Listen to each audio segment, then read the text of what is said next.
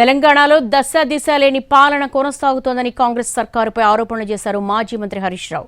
కుట్రతోనే గత 10 ఏళ్ల బీఆర్ఎస్ పాలనపై బడ్జెట్ స్పీచ్లో విమర్శలు చేశారన్నారు. అయితే హరీష్ వ్యాఖ్యలను తప్పుపట్టారు ఆర్థిక మంత్రి భట్టి విక్రమార్క.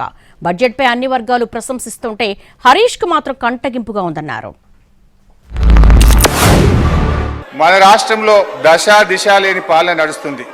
ఈ రోజు వరకు ఒక్క పాలసీని సమగ్రంగా రూపొందించలేదు, ప్రజలకు వెల్లడించలేదు. ఎంతసేపు ఉత్త రాజకీయ వృధా, కాయగొరుకుడు మాటలు, విజన్ లేదు, విషయం లేదు. ఇప్పటి వరకు సాధించిన ఒక విజయం లేదు. ఆర్థిక మంత్రి గారు స్వీపింగ్ కామెంట్స్ చేయడంలో సిద్ధహస్తులని ఈ బడ్జెట్ నిరూపించింది. ఒకవైపు బీఆర్ఎస్ ప్రభుత్వం గత 10 ఏళ్లలో అన్ని రంగాల్లో పూర్తిగా వైఫల్యం చెందిందని రాశారు. మరొక వైపు ఇదే బడ్జెట్లో రాష్ట్ర తలసరి ఆదాయం 3,47,229 రూపాయలని పేర్కొన్నారు. ఇంత సెల్ఫ్ కాంట్రడిక్షనా అధ్యక్ష? ఇంత కన్ఫ్యూజనా అధ్యక్ష? ఇంత కుట్రనా అని నేను అడుగుతా ఉన్నా. వాళ్ళు ఆర్థిక విధ్వంసం చేసి రాష్ట్రాన్ని అప్పులపాలు చేసి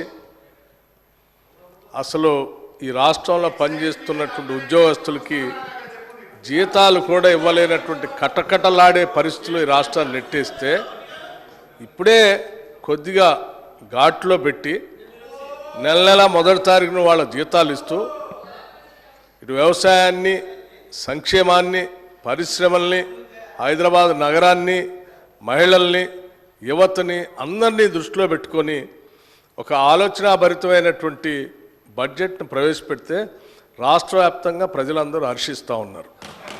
కానీ హరీష్ రావు గారు ఒక్కడికి మాత్రం చాలా కంటగింపుగా ఉంది అధ్యక్ష.